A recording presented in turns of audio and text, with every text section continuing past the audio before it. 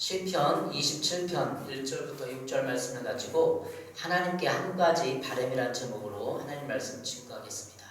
하나님께 한 가지 바람. 여러분 인생에 있어서 여러분이 무엇을 바랍니까? 누구나 다 행복과 성공을 바랄 것입니다. 우리는 행복하기를 원하고 성공하기를 원합니다. 지리멸렬하게 인생을 살아가고 싶지 않습니다. 뭔가 성공과 성취를 해서 많은 사람들에게 부유를 나눠주고 즐거움과 행복을 나눠주고 우리 삶도 복되고 행복하기를 원합니다. 그러나 인생이 꼭 그런 것만 있는 건 아닙니다. 꼭 성공과 행복이 보장된 것도 아니고 그걸 원한다고 해서 가지고 갈 수 있는 것도 아닙니다. 오늘 성경 말씀에 보면 하나님께 한 가지 바람 4절에 있습니다. 바라는 것이 있는데 그것에 대해서 묵상을 해보도록 하겠습니다. 시편 17편 4절 내가 여호와께 바라는 한 가지 일 그것을 구하려니 곧 내가 내 평생에 여호와의 집에 살면서 여호와의 아름다움을 바라보며 그의 성전에서 사모하는 그것이라. 우리는 구원받았습니다. 그렇지만 구원받고 이후의 삶 가운데 한 가지 바라는 것이 있다면 무엇입니까 여러분? 신앙생활에서 많은 어떤 은사를 경험하고 많은 사람들을 전도하고 또 하나님께 인정을 받고 그거 만족하겠죠. 복음성가 중에 나 주님의 기쁨 되기 원하네 이런 찬양이 있습니다. 나 주님의 기쁨 되기 원하네 내 마음을 새롭게 하소서 새 부대가 되가여 주사 주님의 빛 비추게 하소서 내가 원하는 한 가지 주님의 기쁨이 되는 것 내가 원하는 한 가지 주님의 기쁨이 되는 것 우리 많이 예전에도 찬양 불렀던 찬양입니다. 내가 원하는 한 가지 주님의 기쁨이 되는 거라는 거죠. 이 가사가 너무나 우리의 신앙생활 핵심을 얘기하는 것 같아요. 주님의 기쁨을 되면 끝난다는 거죠. 우리 행복과 성공보다도 내가 주님이 기뻐하는 사람이 되고 있는가를 뒤돌아보도록 하겠습니다. 오늘 우리 아이가 꿈을 꿨다고 합니다. 그래서 아빠 제가 꿈 꿨는데 아빠 해석할 수 있어요? 그래서 그래 해석할 수 있지 얘기해봐 그랬거든요. 근데 우리 아이가 학교에서 견학을 갔대요. 견학을 갔는데 막 재밌게 놀다가 자기만 남았다는 딴 애들 다 선생님이랑 갔다는 거 차 타고 자기만 남았다는 거죠.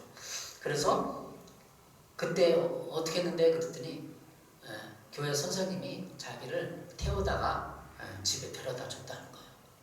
그 해석을 해달라고 그래. 우리 희수야 그 꿈은 네가 어디에 떨어졌을 때 불안하고 두려웠는데 선생님이 너를 데려다 줬다는 것은 하나님이 너를 꼭 도와줘갖고 왜 교회 선생님이나 다른 선생님도 많은데 교회 선생님이 도와줬다는 건 하나님이 너를 꼭 보호하고 지키고 도와준다는 거야. 그러니까 네가 힘든 상황에서도 꼭 하나님이 너를 도와준다는 걸 잊지 마. 이렇게 해석을 해줬습니다. 여러분 어떠세요? 이게 우리 아이 8살 먹은 아이가 두려움의 상황 가운데서 이렇게 자기를 해석하고 자기 그 꿈에 나타났던 거죠. 그러니까 우리는 자기가 힘든 상황과 환난 가운데 우리 아이에게는 다른 애들 다 가버리고 자기 혼자 남은 것이 힘든 거 아니에요? 최고의 공포 아니에요? 그게. 우리 어렸을 때 그렇죠. 누가 부모가 떨어지는 것이 최고 공포잖아요. 두려움이고. 그때 누구를 의지하고 누가 도와주느냐. 오늘 시편 27편 1절에는 여호와는 나의 빛이요 나의 구원이시니 내가 누구를 두려워하려 여호와는 내 생명의 능력이시니 내가 누구를 무서워하려 이렇게 말하고 있는 거예요. 내가 누구를 두려워하겠느냐. 하나님은 나의 빛이고 구원이다. 우리 아이에게 8살 먹은 아이에게 꿈을 꿀 때 자꾸 해석해 주면서 하나님은 우리 희수의 구원이다, 빛이다 이렇게 자꾸 해석해 주는 거예요. 우리 삶도 마찬가지예요. 어려운 삶 가운데 꿈을 꿀 때 뭔가 했을 때 하나님 나에게 어떤 존재인가? 하나님은 나의 빛이다. 오늘 시편 27편 1절에 그런 거예요. 다윗은 어려운 상황 가운데서 하나님은 나에게 어떤 존재인가? 나에게 빛이다. 나의 구원이다. 그러니까 내가 누구를 두려워하겠느냐라고 자기가 기록하고 하나님께 선포를 하는 것입니다.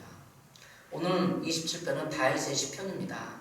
다윗의 인생이 그대로 녹아있는 시편인데 다윗의 인생을 쭉 압축해서 우리는 알고 있기 때문에 묵상해 보면서 이 시를 이해할 수 있습니다. 그가 청소년기 때 13살, 15, 17살 정도에 골리앗을 쓰러뜨렸잖아요.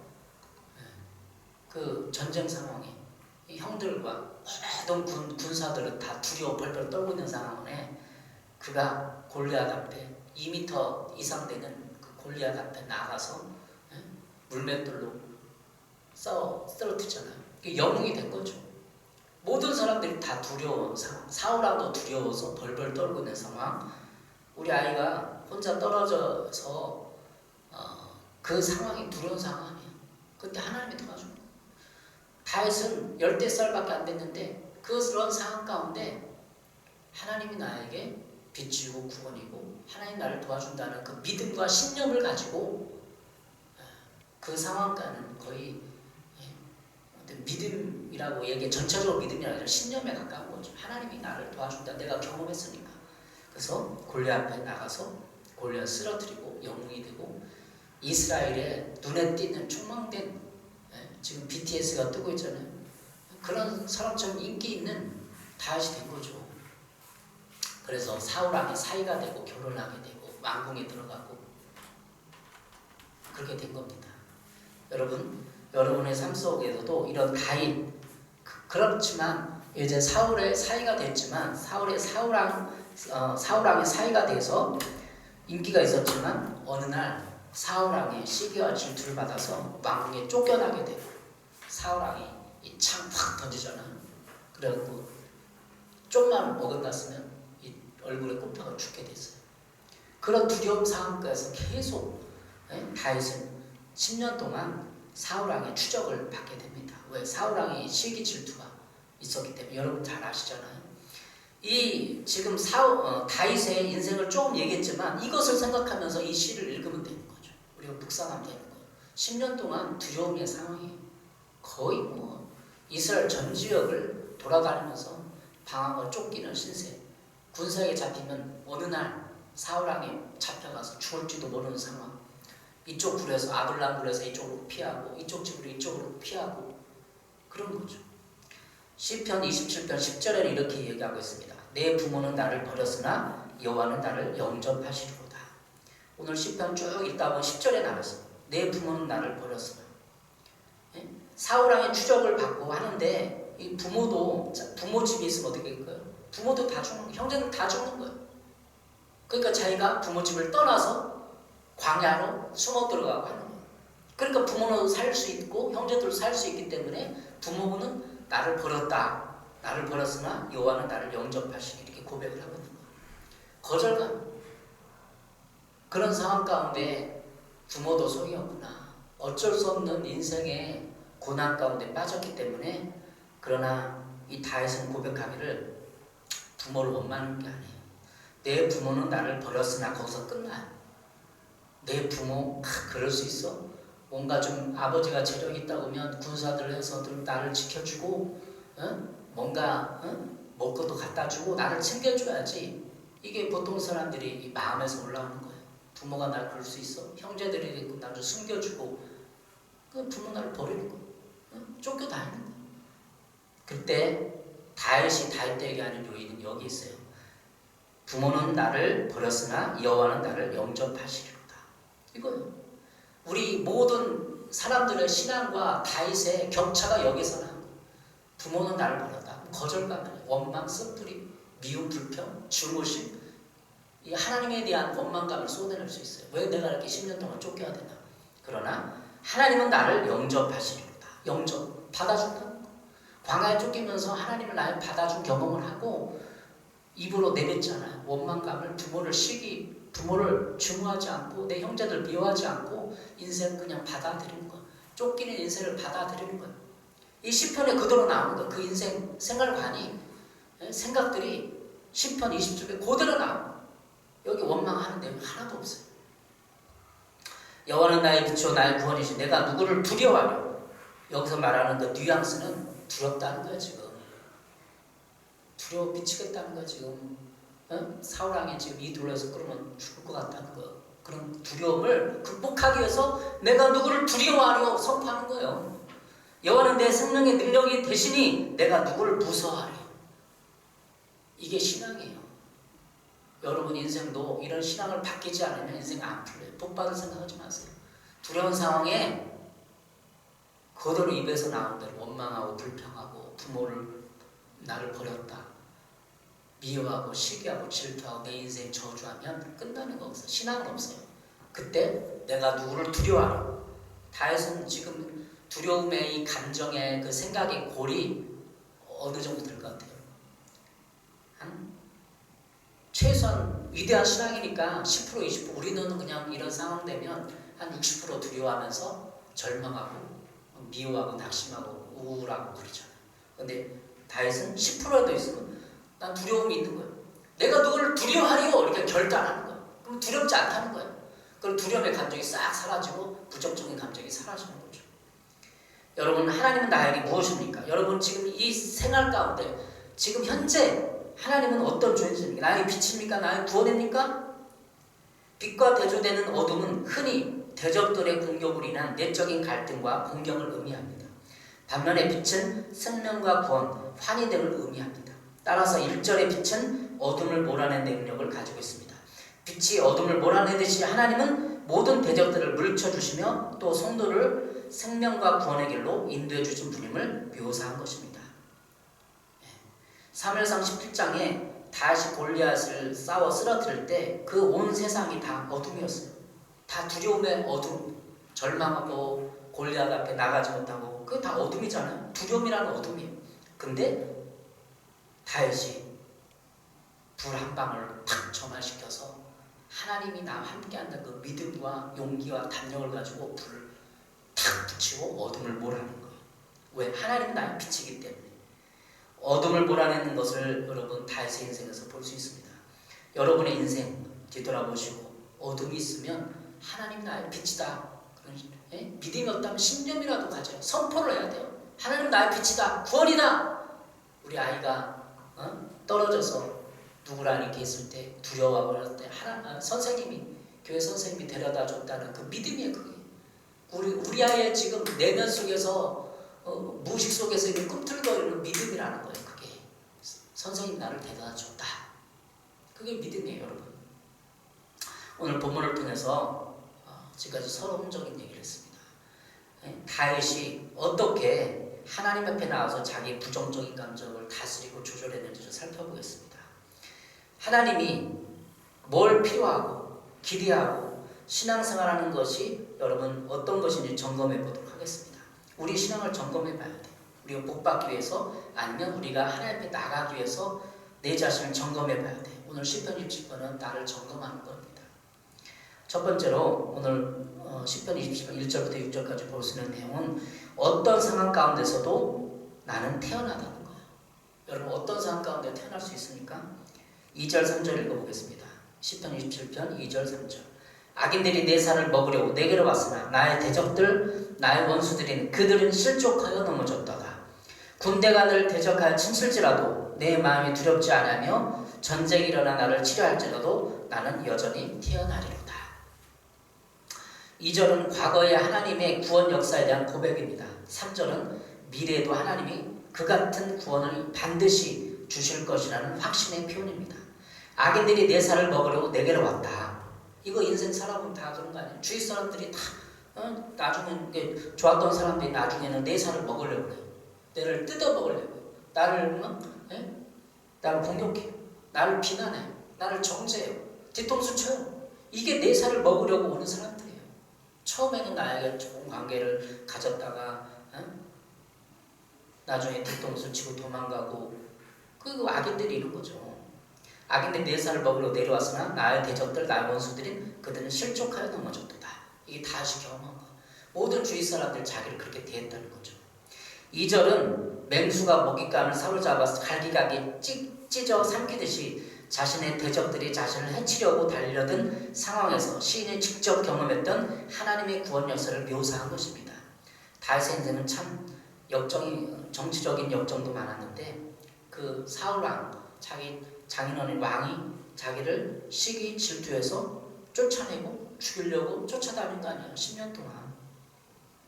군대가 나를 대적하여 침실지라도 실제로 군대가 쫓아다녔어. 30명, 50명, 100명 한 200~300명이 늘 이스라엘 나라 전체를 배후하며 쫓아다녔어요. 도망자는 그런 영화도 있는데 한번 봤으면 좋겠어요. 저도 옛날에 어렸을 때 청소년기에 본 것 같아요. 그 도망자 신세가 얼마나 처량하고 두렵고 불안합니까? 잡히면 죽는 건데.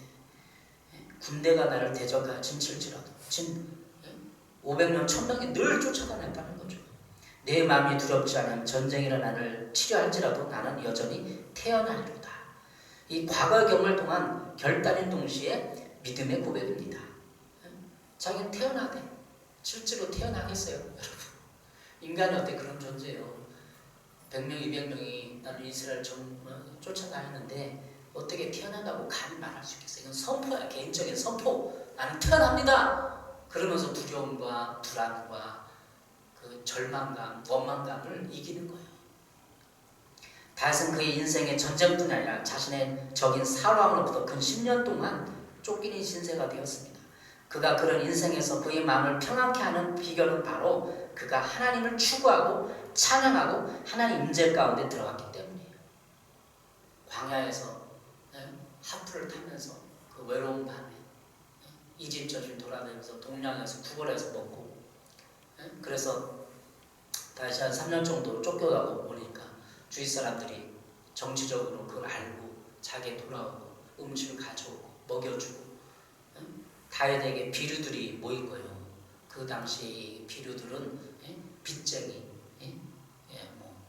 직관하면 어떤 동네 깡패들, 그 쓸모없는 사람들이 다윗에 모여들어서 한 조직을 형성되고 200~300명 모여들고, 그래서 그가 그 사람들과 함께 뒹굴면서 하나님을 나누고 삶을 실제 가운데 하나님을 찬양하고 예비하는 걸 보여줍니다. 그 비류들이 다윗에 있던 사람들이 나중에 다윗 왕조에서 큰 일꾼이 되는 거예요. 군대 장관이 되고 장관들이 다 되고, 그 사람들은 다윗과 함께 그 10년 동안 5년 이상 다윗의 삶을 본 거예요. 예배자. 어디 가서든지 다윗은 찬양하고 예배하고 선포하고 부정적인 얘기도 안 하고 절망하지 않고. 쫓기는데 여러분 어떻게 사람이 부정적인 생각을 안 하고 절망하고 슬프지 않겠어요? 이 시편에서 다윗이 그렇게 선포하는 거예요. 나는 두렵지 않다. 태어나다.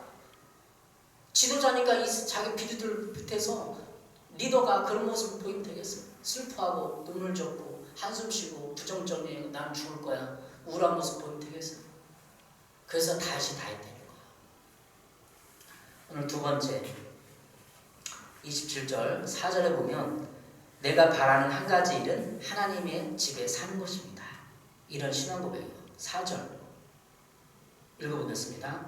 세번역 성경입니다. 내가 주께 청한 한 가지 소원 그 하나만을 얻으려고 했을 것이니 한평생 주의 집에 살면서 주의 자비로우신 모습을 보는 것과 성전에서 주님과 의논하면서 살아가는 오직 그것뿐입니다.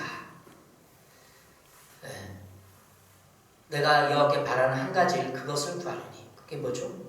하나님의 집에 살면서 하나님의 아름다움을 바라보며 성전에서 사모하고 찬양하고 예배드리고 기도하는 거라는 거예요. 역사의 발전은 창조적 소수라는 말이 있습니다. 창조적 소수에서 발전되는 것입니다. 아놀드 토인비, 역사학자 유명한 아놀드 토인비가 있는데 그 역사학자가 한 말이 있는데 역사의 발전은 대중이 아닌 창조적 소수에 의해서 변화되고 발전해 간다는 역사 사상을 말해주고 있습니다.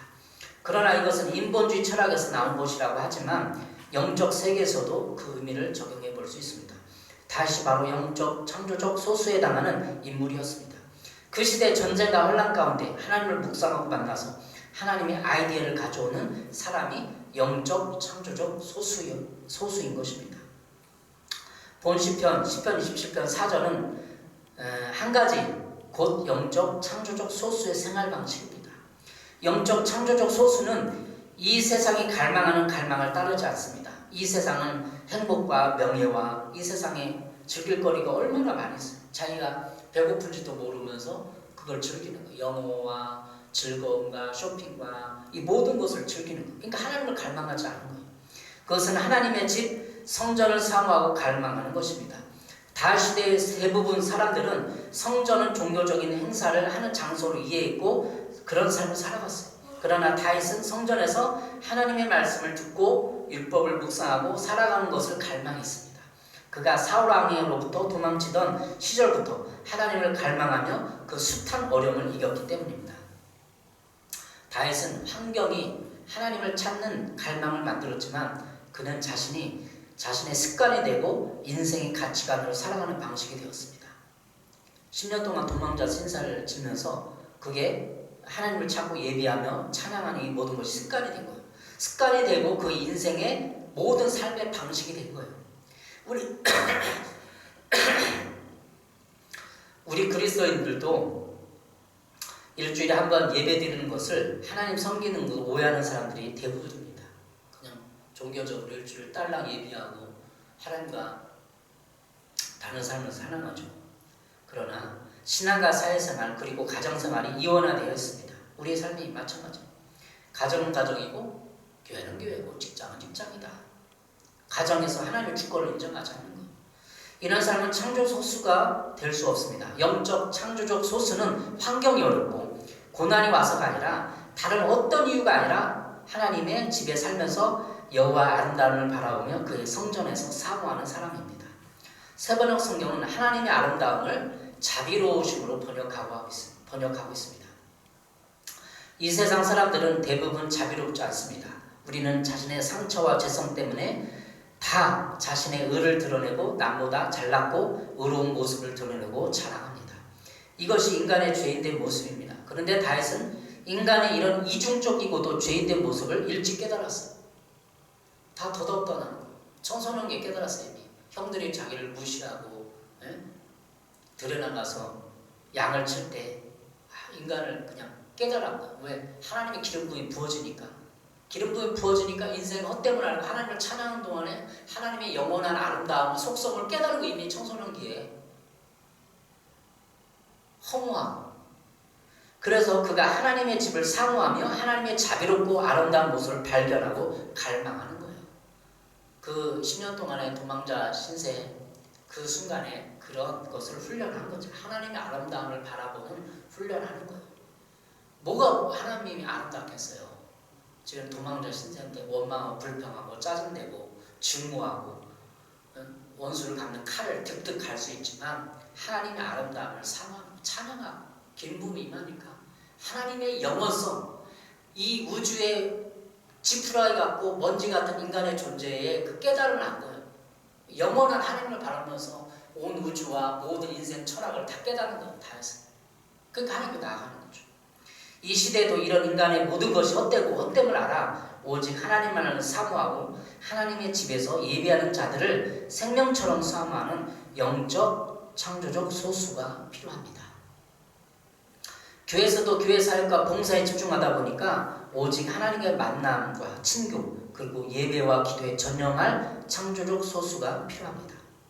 교회 봉사는 우리 너무 전념하는 거예요. 여러분, 역사의 변혁과 발전은 창조적 소수에 일어나듯 영적 세계에서도 창조적 소수에 항상 붕이 일어났습니다. 삶의 한 가지 소원, 하나님을 만나고 예비하며 찬양하는 일에 헌신하지는 않겠습니까? 하나님이 인정하시는 이 시대가 필요하는 사역으로 우리는 부르심 받은 것입니다. 다윗은 이런 소원을 하나님 앞에 드리고 있습니다. 내가 여호와께 바라는 한 가지 그것을 구하리니. 이 다윗의 소원은 한 가지는 평생에 하나님의 전에서 찬양하며 예배하며 하나님의 자비와 긍휼을 맛보고 하나님의 아름다움을 바라보는 거예요. 그가 잃어버린 언약궤를 찾았을 때 덩실덩실 춤을 추며 자기 옷이 벗겨지는 줄도 모르고 모든 백성 앞에서 춤추잖아요. 그 갈망, 하나님의 그 법궤, 하나님을 예배하는 거 얼마나 사모했으면 그가 자기가 옷도 버려진 줄 모르고 옷이 벗겨졌으면 다시 입고 추태한 모습을 안 보이잖아요. 안 보여야 되잖아요. 그냥 그 즐거움이 하나님의 갈망이 갈증이 그 자기 옷이 벗겨지는 줄 모르고 춤을 추고 그런 인생을 만드는 거죠. 인간의 모든 죄성 까닭에 아름답지 않습니다. 우리는. 그러나 하나님이 아름다움을 바라보기를 소원합니다. 인간은 다 냄새나는 삶과 부패성을 가지고 있습니다. 하나님을 찾을 때 우리의 필요해서가 아니라 하나님 자체로 만족하고 즐거워하고 하나님의 선하심에 대한 아름다움을 묵상하며 살아가는 삶으로 우리 4절은 우리를 초대하고 있는 것입니다. 여러분에게 하나님의 아름다움을 바라보고 하나님의 아름다움을 알아가는 삶을 사시길 바랍니다. 하나님이 아름답다고 한번 묵상해보세요. 하나님은 온 우주를 창조하시고 사람들의 인생을 다루시고 이 모든 것을 생각하면 하나님의 아름다움을 묵상해 나갈 수 있어요. 세 번째로 오늘 본문을 통해서 5절 6절입니다. 장막에서 제사 드리는 일부터 시작을 해야 합니다. 우리의 삶이 그렇게 두려움을 이기고 하나님께 한 가지 일을 갖다면 하나님 장막에서 제사 드리는 일부터 시작해야 돼요. 5절 6절은 환난날에 하나님의 지키심과 보호로 승리할 것을 내다보며 감사 제사를 드릴 것을 강구하고 있는 내용입니다. 여호와께서 환난의 나를 그의 초막 속에 비밀히 지키시고 그의 장막 은밀한 곳에 나를 숨기시며 높은 바위에 두시리로다. 6절입니다.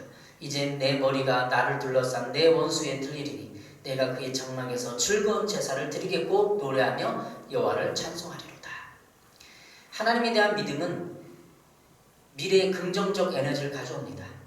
다윗도 환난 날에 오직 한 가지 하나님의 집에서 하나님이 예배하기를 구하고 이런 열정이 넘치는 것입니다. 다윗은 환난 시에 자신을 더욱 지켜 보호하시는 절대적인 보호자이심을 초막 속에 비밀히 지키시고 그의 장막 은밀한 곳에 숨기시며 높은 바위에 두시는 분으로 오늘 5절 6절에 표현하고 있습니다. 여기서 초막은 하나님께서 출애굽한 이스라엘 광야에서 지켜 보호해 주실 것을 기념하여 지키는 초막절에 이스라엘 백성들이 임시로 거처하는 거처하기 위해 나뭇가지나 잎으로 지은 가건물을 말합니다. 장막은 하나님이 임재해 계신 상징적인 장소를 말하는 것이죠. 5절은 전부 다 다윗의 인생에 하나님이 돌보시고 보호하는 경험을 적어놓은 것입니다. 5절을 통하여 우리 인생도 뒤돌아볼 수 있습니다. 우리 인생도 5절의 경험처럼 환난날에 우리를 보호하시는 분은 바로 하나님밖에 없습니다. 이런 환난날의 두려움 상황 가운데서도 누가 나를 도울 수 있겠습니까? 우리 주위에 많은 사람들은 우리가 환난을 당하면 우리를 피하고 연락을 끊고 만나주지 않습니다. 한번 살아보세요. 여러분 사회에 부도났다고 생각하세요? 우리가 다 경험하는 거고 여기 우리 봄에 왔던 한 권사님도 얘기했던 거 다 암 걸리니까 1년 지나가 다 자기를 떠난대. 연락도 안 한대. 전화도 안 받는데. 그리고 세상은 우리가 환란하니까 그냥 식적으로 하고 있는 건 여러분의 삶을 적용해보세요. 암 걸렸다고 1년 지나면 다 안 만나줘요. 세상이 그렇다. 우리가 이 시를 통한 깨달음을 언제 원하는데 사람들은 나를 도와줄 수 없다는 것입니다. 오늘 시편의 5절 6절에서 깨닫는 것은 사람은 나를 도와줄 수 없다는 거예요. 한번 인생에 그런 한두 번의 경험이 있을까요? 사업에 부도났다면 절망하는 상황. 그래야만 여러분이 하나님만이 나를 도와줄 수 있구나 아는 것. 다윗은 이미 청소년 때 깨달고 20대 때 그 도망자 신세를 하면서 인생을 깨달은 거예요. 모든 사람들은 나를 도와줄 수 없구나. 부모도 나를 버리는구나. 아무리 부모 좋고 아내가 좋고 남편이 좋아하면 여러분 병 걸리고 사업 부도나면 남편도 버려요. 아내도 버려요. 그게 인생이에요. 일찍 깨달으세요. 그런 깨달음은 이 세상 사람들에 대한 집착을 내려놓게 합니다. 지금 우리가 다 그것을 그 아내가 남편이 뭐 세상 따로 다 버린다고 하는 게 아니라 인성의 깨달으라는 거죠. 이 세상과 사람들에 대한 집착을 내려놓게 하는 겁니다. 왜 그 아내에게 남편에게 가족에게 친구에게 집착합니까? 그리고 하나님의 은혜와 보호를 받기 위해 하나님의 성전을 바라보고 갈망할 수 있게 하는 것입니다. 6절은 원수의 손아귀에서 벗어나게 되는 것을 확신하는 뿐 아니라 원수들을 패배시키고 완전한 승리를 얻게 하는 것을 확신하는 말입니다. 자신이 원수를 패배시키게 되면 승리의 모든 영광을 하나님께 돌려드리고 하나님의 구원하심을 널리 간증하겠다는 것입니다. 6절 이제 내 머리가 나를 둘러싼 내 원수에 들리리니 내가 그의 장막에서 즐거운 제사를 드리겠고 노래하며 여호와를 찬송하리로다. 그의 장막에서 제사 드리는 일, 이 모든 승리가 하나님이 이루신 은혜임을 감사하며 찬양하는 일입니다. 이미 5절 6절은 다윗이 승리해서 한 게 아니에요. 미래를 바라보면서 이런 결단을 하고 선포를 하는 것. 내가 원수들을 위해 바위 위에서 승리하면 내가 하나님의 성전에 나가 집에 나가서 노래하며 제사를 드리겠습니다. 결단하는 거예요. 다윗이 지금 이루어진 일을 하는 거예요. 미래를 바라보면서 결단하는 거죠. 다윗이 하나님께 바라는 한 가지 일은 4절에 기록한 것처럼 하나님의 성전에서 기도하며 예배하는 것입니다.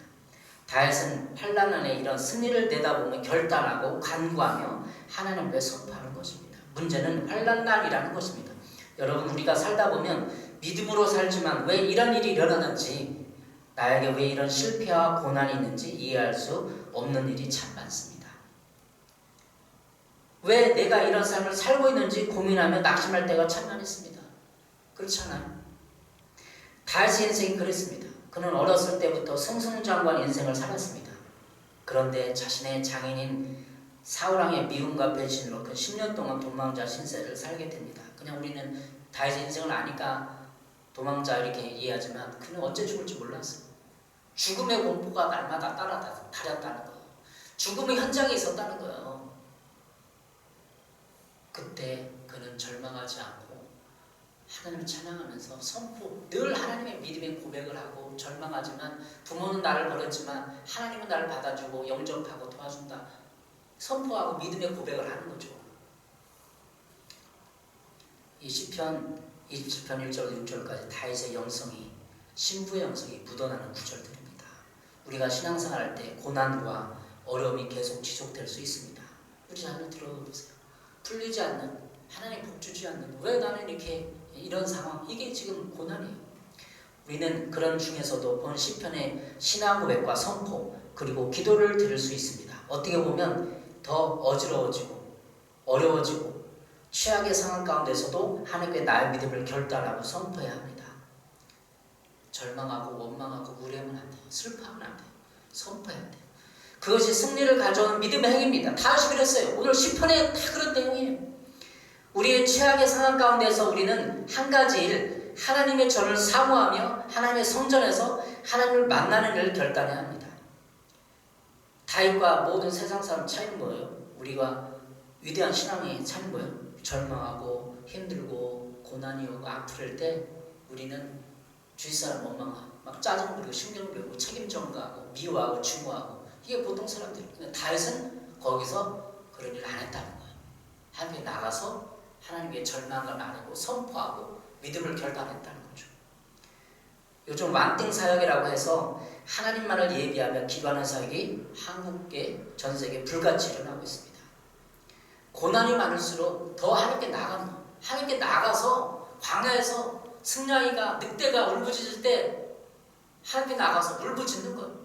시편 27은 비탄시예요. 비탄. 근데 지금 다른 비탄신과 틀리게 비탄하고 끝나는 게 아니에요. 다윗은 이런 고백을 하는 거예요. 믿음의 고백을 하고 결단을 하고 자기 미래의 삶을 축복하고, 내가 승리하면 하나님 제사 드리겠습니다.